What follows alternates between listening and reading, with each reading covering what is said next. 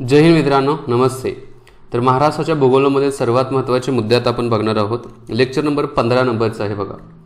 आता याच्यामध्ये आपण महाराष्ट्रामधील जे महत्त्वाचे धबधबे जे आहेत ना, त्या धबधब्यांच्या विषयी नकाशाच्या आधारावरती थोडं आपण बघत जाऊ की कोणत्या कोणत्या ठिकाणी कोणते कोणते धबधबे आहेत।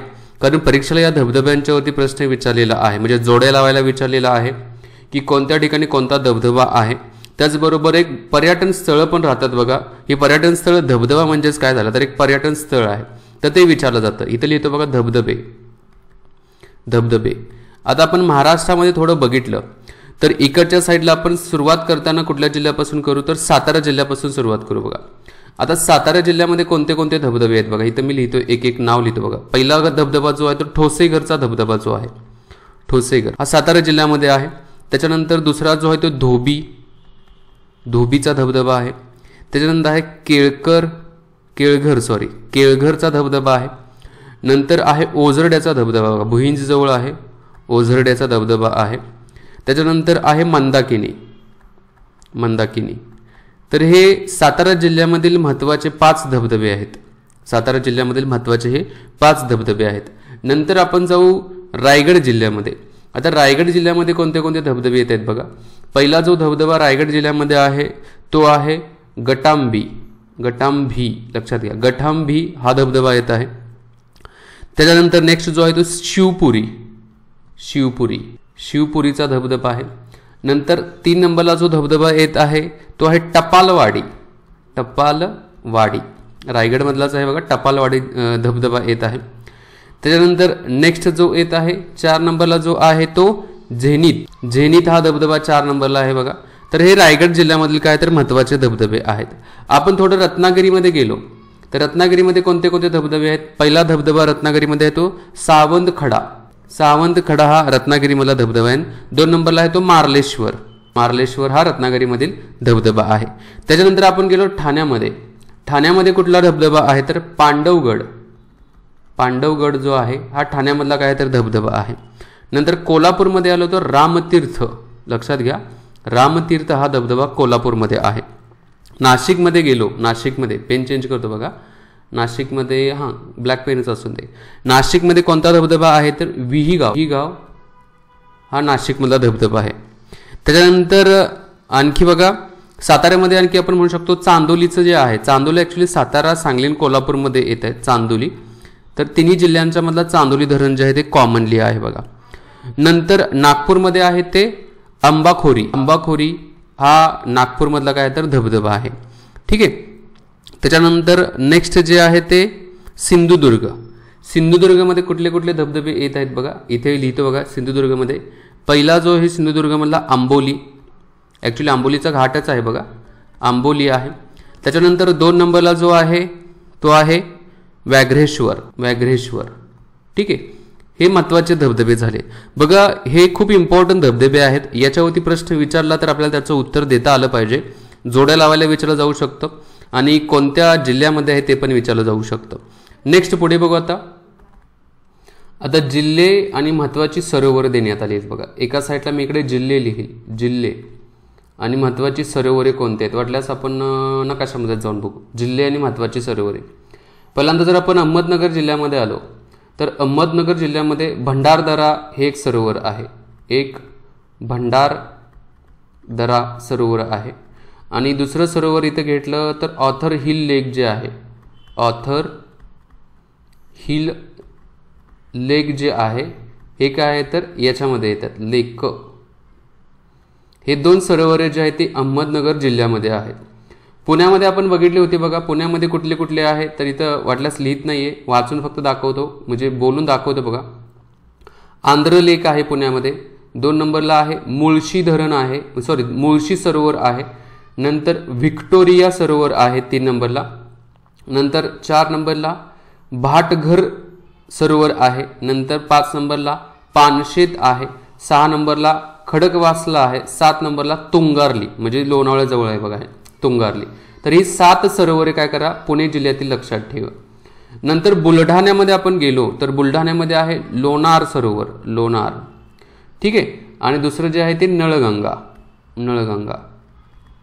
हे बुलढाणा जिल्ह्यामध्ये येतात, लोणार आणि नळगंगा।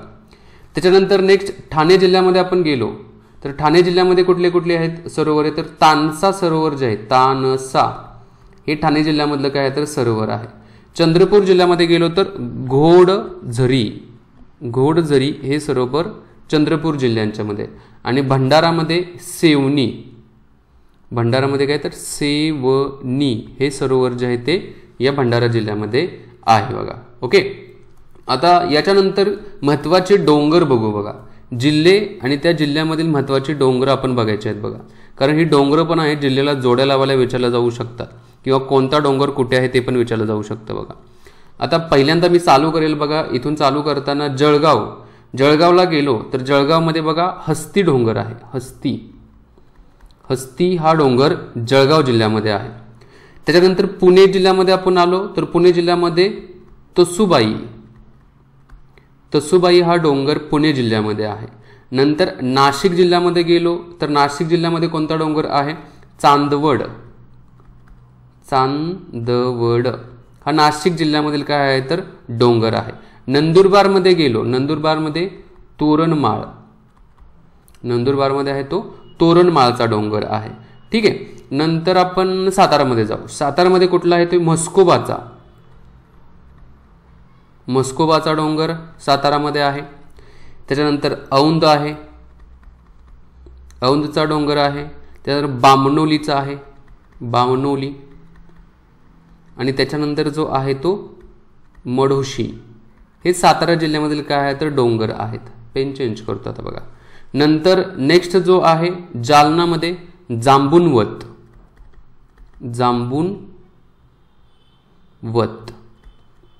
हा जालनामधील काय आहे तर डोंगर आहे. त्याच्यानंतर कोल्हापूरमध्ये आपण आलो बघा. कोल्हापूरमध्ये चिकोडीचा डोंगर आहे कोल्हापूरमध्ये. आणि दुसरा आहे ते दूधगंगेचा डोंगर आहे या ठिकाणी. ओके, कोल्हापूरमध्ये. त्याच्यानंतर मी म्हणेल की अमरावतीमध्ये गेलो. इकडं गाविलगड टेकडे आहेत बघा. अमरावती गाविलगड टेकडे येतात. त्याच्यानंतर चिरोडी आलं की अमरावती, चिक्कोडी आलं की कोल्हापूर. हे तर शब्दामध्ये थोडा घोळ होऊ शकतो बघा. नंतर सांगली जिल्ह्यामध्ये आलं दांडोबा पण म्हटलं जातं बघा. दांडोबाचा डोंगर जो आहे तो सांगली जिल्ह्यामध्ये आहे. ओके. भंडारामध्ये गायखुरीचे डोंगर जे आहे ते भंडारा जिल्ह्यामध्ये आहेत बघा. नंतर गडचिरोलीला कुठले कुठले आहेत तर चिरोलीचे डोंगर आहेत गडचिरोलीमध्ये. नंतर आहे भामरागड. नंतर आहे सूरजगड. हे आहेत ते कुठं आहेत तर गडचिरोलीमध्ये आहेत. नागपूरमध्ये गेला तर गरमसूर हे नागपूरमधील डोंगर आहेत बघा. गरमसूर हे नागपूरमध्ये आहेत. गोंदियामध्ये गेला तर दरकेसचा डोंगर जो आहे तो गोंदियामध्ये आहे. ओके. आता धुळे जिल्ह्यामध्ये गाळणाचा डोंगर आहे बघा. गाळणा डोंगर जो आहे तो धुळे जिल्ह्यामध्ये आहे. नंतर नांदेडमध्ये बघा हा प्रश्न विचारले. नांदेडमध्ये मुदखेडचा डोंगर जो आहे हा नांदेड जिल्ह्यामध्ये आहे. त्याचबरोबर आय थिंक निर्मल असेल हे निर्मल. तर हा डोंगर जो आहे तो नांदेडमध्ये आहे. ठीक आहे. चंद्रपूरमध्ये चंदूरगड आणि दुसरा जो आहे तो चिमूर आहे बघा. तर हे सगळ्यात महत्त्वाचे काय तर डोंगर आहेत. याच्यावरती प्रश्न विचारला तर त्याचं उत्तर आपल्याला देता येणं काय गरजेचं आहे बघा. ठीक आहे. त्याच्यानंतर नेक्स्ट आपण आता काही नद्यांच्या मार्फत खोरी वेगळी केलेली आहेत. थोडं आपण काय करू त्या नद्यांच्या बाबतीमध्ये त्या खोऱ्यांच्या बाबतीमध्ये माहिती बघू बघा. मी बघा एकदम जनरली असं मॅपमध्ये दाखवण्याचा प्रयत्न करतोय. तर ही मी म्हणेल की कृष्णा नदी आहे अशी. ठीक आहे. त्याच्यानंतर मी ही म्हणेल की भीमा नदी आहे ही अशी. त्याच्यानंतर ही मी म्हणेल की गोदावरी नदी आहे अशी. ओके.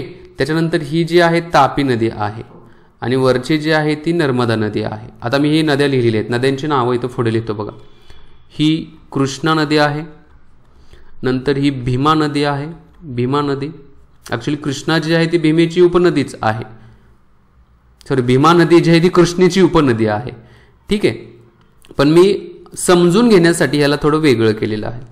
नंतर आहे गोदावरी नदी. गोदावरी नदी आहे. त्याच्यानंतर तापी नदी आहे. ताप्ती नदी पण याला म्हटलं जातं बघा, तापी नदी. आणि इथं जे आहे ते नर्मदा नदी आहे, नर्मदा नदी. समजून घेण्यासाठी मी फक्त हे वेगळं मांडलेलं आहे. आता कृष्णा नदीच्या मार्फत, आता एक कृष्णा आणि भीमा नदी आहे.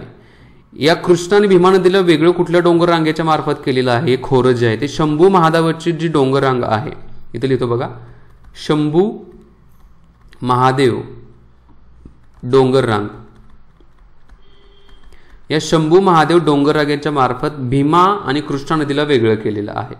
भीमा आणि गोदावरीला वेगळं कोणी केलेलं आहे? तर हरिश्चंद्र बालाघाट डोंगर रांग जे आहे, हरिश्चंद्र बालाघाट या डोंगर रांगेच्या मार्फत गोदावरी आणि भीमा नदीला वेगळं केलेलं आहे. नंतर गोदावरी आणि तापी नदीला वेगळं कोणी केलं? तर सातमाळा,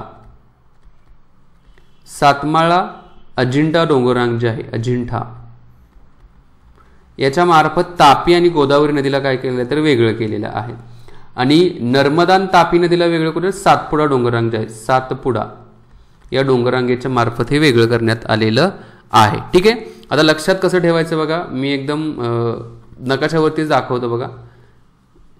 जनरली बघा असं मी लिहितो बघा, कृष्णा नदी, भीमा नदी, ओके, त्याच्यानंतर गोदावरी नदी, नंतर तापी नदी, नंतर नर्मदा नदी, न बघता सांगायचं असं.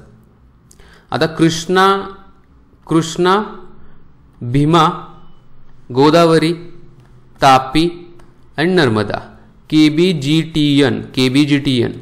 आता याच्यामध्ये के आणि बी मध्ये काय आहे हो? कृष्णा आणि भीमामध्ये काय आहे?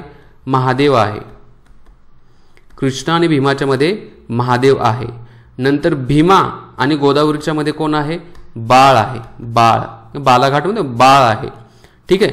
नंतर गोदावरी आणि तापी नदीच्या कोण आहे? सातमाळा आहे, किंवा मी म्हणेल की ते सातमाळ्यापेक्षा अजिंठा लक्षात ठेवा, अजिंठा आहे. आणि तापी आणि नर्मदेच्या मध्ये कोण आहे? सातपुडा आहे. म्हणजे त्याला लक्षात काय कसं ठेवायचं? KBGTN यांच्यामध्ये महादेव, बाळ, अजिंठा आणि सातपुडा आहे. महादेव, बाळ, अजिंठा, सातपुडा आहे. असं काय करा तुम्ही लक्षात ठेवा. आता महत्त्वाच्या नद्या, त्यांचे उगमस्थान आणि महाराष्ट्रातील लांबी बघू बघा. आता गोदावरी नदी बघितली, शॉर्ट फॉर्म मध्ये येते. गोदावरी नदीचं उगमस्थान कुठं आहे? तर नाशिकमधील त्र्यंबकेश्वर आहे. केशवर या ठिकाणी झालेले आहे उगम. आणि महाराष्ट्रातील लांबी गोदावरी नदीची 668 किलोमीटर आहे. दुसरी नदी बघितली, मांजरा नदी बघितली. मांजरा नदी, या मांजरा नदीचा उगम जो आहे, या मांजरा नदीचा उगम पाटोदा या ठिकाणी झालेला आहे. कुठं? तर बीडच्या पठारावरती. बीडचं पठार आहे पाटोदा, या ठिकाणी झालेलं आहे बघा. त्याच्यानंतर नेक्स्ट जी आहे ती भीमा नदी आहे. या भीमा नदीचा उगम जो आहे तो भीमाशंकर या ठिकाणी झालेला आहे. भीमाशंकर या ठिकाणी झालेले आहे. आणि याची महाराष्ट्रातील लांबी जी आहे ती 415 किलोमीटर आहे बघा, भीमा नदीची. नंतर कृष्णा नदी आहे. कृष्णा नदी, या कृष्णा नदीचा उगम जो आहे तो महाबळेश्वर या ठिकाणी झालेला आहे, महाबळेश्वर. आणि या कृष्णा नदीची जी लांबी आहे ती 282 किलोमीटर आहे बघा महाराष्ट्रामध्ये. त्यानंतर नेक्स्ट तापी नदी आहे बघा. तापी नदीचा उगम जो आहे तो मध्य प्रदेशमधील मुलताई या ठिकाणी झालेला बघा. MP मधील मुलताई डोंगररांग आहे बघा. आणि याची लांबी जी आहे तापी नदीची 208 किलोमीटर आहे महाराष्ट्रातील लांबी. आणि नंतर आहे महत्वाची उल्हास नदी जी आहे. उल्हास नदी मोठी नदी, पश्चिमेला जाऊन मिळणारी जी आहे. तर याचा जर उदय जो आहे राजमाची टेकडी जी आहे, राजमाची टेकड्या ज्या आहेत त्या टेकड्यामधून झालेल्या आहेत. आणि याची लांबी 122 किलोमीटर आहे महाराष्ट्रात. आणि ही कुठं तर अरबी समुद्राला जाऊन मिळते. ठीक आहे. आता ही मांजरा नदी जी आहे ती गोदावरी नदीचीच काय तर ही उपनदी आहेत. नेक्स्ट गोदावरी नदीच्या थोड्या उपनद्या आपण बघितल्या. गोदावरी नदी मी घेतली, गोदावरी, त्याच्या उपनद्या कोणत्या आहेत बघा.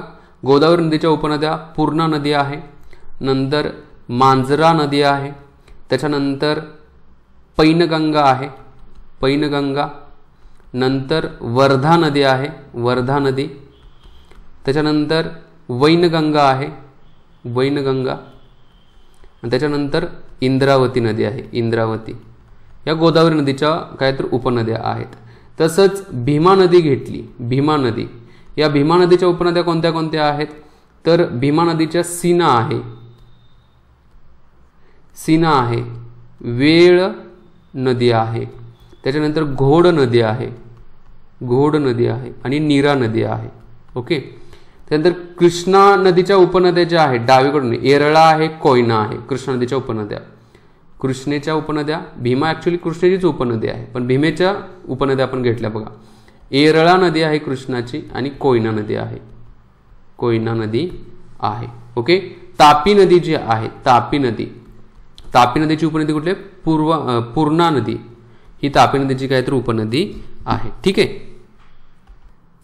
आता पर्जन्याच्या दिवसाबाबतीमध्ये दिलेलं बघा, सर्वाधिक जास्त पाऊस कुठे पडतो, सर्वात कमी पाऊस कुठे कुठे पडत असतो बघा.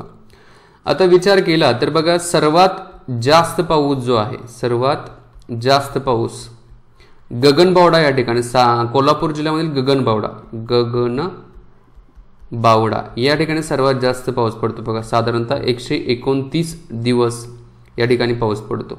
2 नंबरला जो आहे तो आंबोलीचा घाट, आंबोलीच्या भागामध्ये पडतो. आंबोळी नव्हे, आंबोली आहे, 125 दिवस आहे. आंबोळीवर जरी म्हटलं तरी लक्षात राहील तुमच्या. आणि 3 नंबरला आहे महाबळेश्वर, महाबळेश्वर. तर या ठिकाणी पाऊस जो आहे तो 119 दिवस पडतो. ठीक आहे. हे सर्वात जास्त पाऊस पडणारे काय तर ठिकाणं आहेत.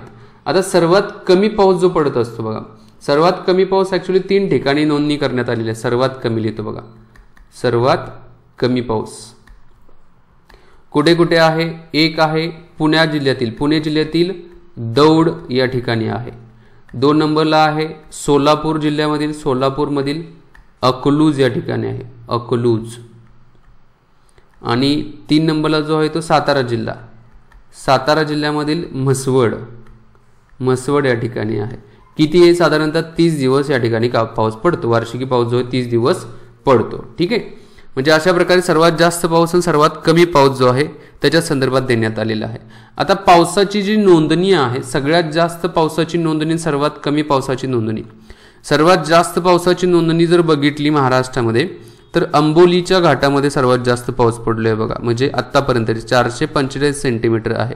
आता पाटण तालुक्यामधील एका ठिकाणी नवजाचा जो ठिकाण आहे तिकडे पडला होता, पण त्याची अजून तरी नोंदणी आलेली नाही. ज्यावेळी त्याची प्रॉपर नोंदणी होईल त्यावेळेला तो इथं ॲड केला जाऊ शकतो. पण आपल्याला आत्ता तरी बुक डेटेच्या आधारे ते बघितलं तर आंबोली आहे. 2 नंबरला महाबळेश्वर आहे. महाबळेश्वरमध्ये 623 सेंटीमीटर पाऊस पडलेला आहे बघा, म्हणजे सर्वात जास्त. नंतर गगनबावडा आहे. गगनबावडा जो आहे या ठिकाणी पाऊस जो आहे 621 सेंटीमीटर. त्याच्यानंतर 621 आहे. माथेरान जे आहे, माथेरान, तर या ठिकाणी 517 सेंटीमीटर पाऊस. ओके. हे झालं. त्यानंतर सर्वात कमी पावसाची नोंदणी बघितली सेंटीमीटरमध्ये तर अकलूजमध्ये झालेली आहे बघा. अकलूजमध्ये, अकलूज, सोलापूर जिल्ह्यामधील अकलूज किती पडलेलं आहे? फक्त 45 सेंटीमीटर पाऊस या ठिकाणी पडलेला आहे. 2 नंबरला आहे दौंड, पुणे जिल्ह्यामधील दौंड, किती आहे तर 46 सेंटीमीटर आहे. 3 नंबरला आहे ते म्हसवड, सातारा जिल्ह्यामधील म्हसवड, म्हसवडचा शिदोबा म्हणतात ना तो, 47 सेंटीमीटर आहे. आणि नंतर आहे फलटण, फलटणला पण पाऊस कमी पडलेला आहे बघा, हा पण सातारा जिल्ह्यामध्ये 47 सेंटीमीटर आहे. तर हे सर्वात कमी सर्वात जास्त पाऊस पडलेला दिवसांच्या बाबतीमध्ये, सेंटीमीटरच्या बाबतीमधील हे महत्त्वाचे मुद्दे आहेत. आता महाराष्ट्रामध्ये भाषा बोलण्याच्या आधारावरती बघा, भाषावार आणि किती टक्के लोकसंख्या असं देण्यात आले. भाषावार, भाषावार आणि तर लोकसंख्येची टक्केवारी दिलेली आहे बघा. लोकसंख्या 2011च्या जनगणनेच्या बेसिसवरती काढण्यात आलेली आहे. भाषा बोलणारी लोक जे आहे ते मराठी भाषा बोलणारी महाराष्ट्रातील लोक किती आहेत तर 72.21% लोक मराठी बोलत आहेत. 2 नंबरला हिंदी भाषा बोलणारी लोकांची संख्या किती आहे महाराष्ट्रामध्ये तर 11.57% लोक हिंदी बोलत आहेत. 3 नंबरला जे आहे ते उर्दू भाषा बोलणारी लोक, उर्दू भाषा बोलणारी किती आहेत तर 7.47% उर्दू भाषा बोलणार आहेत. 4 नंबरला जे आहे गुजराती भाषा, गुजराती भाषा बोलणारे किती आहेत तर 2.51% लोक गुजराती भाषा बोलणार आहेत. 5 नंबरला तेलुगू भाषा पण बोलतात बघा, तेलुगू भाषा, तर तेलुगू भाषा बोलणाऱ्यांची 1.52% लोकसंख्या आहे. नंतर 6 नंबरला कन्नड भाषा बोलणाऱ्यांची संख्या जी आहे महाराष्ट्रामध्ये 1.36% आहे. ठीक आहे. तर ही थोडी टक्केवारी लक्षात ठेवा, याच्यावरती पण प्रश्न विचारला तर त्याचं उत्तर देता आलं पाहिजे. आता महाराष्ट्रामध्ये सर्वात महत्त्वाचे बघा थर्मल पॉवर प्लांट जे आहेत, औष्णिक विद्युत प्रकल्प जे आहेत, औष्णिक विद्युत प्रकल्प त्याच्या बाबतीमध्ये थोडं बघायचं आहे बघा. आता महाराष्ट्रामध्ये औष्णिक विद्युत प्रकल्प जो आहे याच्यामध्ये जे चंद्रपूर आणि बल्लारपूर जे आहे, चंद्रपूर जिल्ह्याच्या ठिकाणी असून चंद्रपूर आणि बल्लारपूर येथे या ठिकाणी बघा म्हणजे हे 3 जिल्हे एकत्रित होतात बघा. चंद्रपूर, गडचिरोली आणि यवतमाळ या तिन्ही जिल्ह्याला धरून बघा एक जो वीज केंद्र जो आहे खापरखेडा एक आहे, कोराडी हे नागपूरमधलं आहे. पण इकडचं जे देण्यात आलेलं आहे बघा, सॉरी खापरखेडा आणि कोराडी जे आहे हे नागपूरमधलं आहे. इथं लिहितो वाटल्यास खापरखेडा आणि दुसरं जे आहे कोराडीला प्रश्न विचारलेला आहे त्यामुळे माहिती असून कोराडी. पण इथं चंद्रपूर आणि बल्लारपूर या ठिकाणी कोणते आहेत तर चंद्रपूर, यवतमाळ आणि गडचिरोली या तिन्हीला एकत्रित करून बघा 1000 मेगावॅटचा प्रकल्प आहे. 1000 मेगावॅटचा इथं प्रकल्प आहे. आता नाव नाही याला देण्यात आलेलं, पण चंद्रपूर, बल्लारपूर त्याला म्हणण्यात आलेलं आहे बघा. हा यवतमाळ, चंद्रपूर आणि गडचिरोली या तिन्ही जिल्ह्यांच्या मध्ये काय आहे तर एक आहे बघा. नंतर अकोलामध्ये आपण आलो तर अकोला जिल्ह्यामध्ये बघा पारस म्हणजे अकोला आणि बुलढाणा जिल्ह्याला वीज पुरवणारा जो वीज प्रकल्प जो आहे तो पारस आहे बघा, पारस. ओके. त्याच्यानंतर बीड जिल्ह्यामध्ये आलो, बीडमध्ये परळी या ठिकाणी बघा आहे तर 270 मेगावॅटचा हा प्रकल्प आहे. 270 मेगावॅट. ऍक्च्युली हा बीड जिल्हा, नंतर लातूर जिल्हा आणि उस्मानाबाद जिल्ह्यामध्ये ही वीज पुरवठा केली जाते. काही कार्यकाळ हा बंद होता, आता पुन्हा चालू करण्यात आलेला आहे बघा. नंतर जळगावमध्ये फेकरी हा औष्णिक विद्युत प्रकल्प, भू नाहीये तर थर्मल पॉवर प्लांट जो आहे फेकरी हा जळगावमध्ये आहे. 483 मेगावॅटचा हा प्रकल्प आहे बघा, 483. आणि ठाणे जिल्ह्यामध्ये चोल आणि तुर्भे हे काय तर 2 प्रकल्प आहेत ठाणे जिल्ह्यामध्ये. आणि नाशिकमध्ये आहे ते एक लहरे हा काय तर औष्णिक प्रकल्प आहे. थोडा ह्या प्रकल्पाच्या विषयी पण थोडी माहिती असावी. आता काही महत्त्वाचे संशोधन केंद्र जे आहेत जिल्ह्याच्या ठिकाणी देण्यात आले आहेत बघा. म्हणजे संशोधन केंद्र हे पण जोड्या लावायला विचारलं जाऊ शकतं किंवा डायरेक्टली क्वेश्चन दिला जाऊ शकतो कोणत्या ठिकाणी कोणतं संशोधन केंद्र आहे. आता मध्यवर्ती ऊस संशोधन केंद्र जे आहे ते सातारा जिल्ह्यामधील पांडेगाव या ठिकाणी आहे बघा. पांडेगाव किंवा पाडेगाव म्हटलं जातं. पाडेगाव या ठिकाणी काय तर ऊसाच्या बाबतीमध्ये ऊस लिहितो बघा. ऊस संशोधन केंद्र सातारा जिल्ह्यामधील पांडेगाव या ठिकाणी. ठीक आहे. त्यानंतर बांबूच्या बाबतीमध्ये चंद्रपूरमध्ये बघा. चंद्रपूरमध्ये चीचपल्ली जे आहे, चीचपल्ली या ठिकाणी काय आहे तर बांबू संशोधन केंद्र आहे, बांबूचं चंद्रपूरमध्ये. त्यानंतर सुपारीचं जे आहे, सुपारीचं रायगडमध्ये आहे बघा. श्रीवर्धन या रायगड या ठिकाणी काय आहे तर सुपारीचं संशोधन केंद्र आहे. ओके. नंतर गवताचं संशोधन केंद्र जे आहे पालघरमध्ये आहे. गवत संशोधन केंद्र जे आहे ते पालघरमध्ये आहे बघा. ठीक आहे. नंतर काजू संशोधन केंद्र जे आहे, काजूचं संशोधन केंद्र ते कुठं आहे तर सिंधुदुर्गमधील वेंगुर्ला या ठिकाणी काजू संशोधन केंद्र आहे. त्याच्यानंतर आहे ते हळदीचं संशोधन केंद्र. हळदी बघा, डिग्रज, कसबे डिग्रज वगैरे असतात. डिग्रज हे सांगली जिल्ह्यामध्ये आहे बघा. हळद. ठीक आहे. इथं काजू लिहितो, काजू सिंधुदुर्गमध्ये. नंतर कांदा लसूणचं संशोधन केंद्र आहे ते पुण्यामधील राजगुरुनगर. कांदा लसूण राजगुरुनगर. अजय अतुल आहेत ना, या राजगुरुनगरचेच आहेत बघा, सिंगर. ठीक आहे.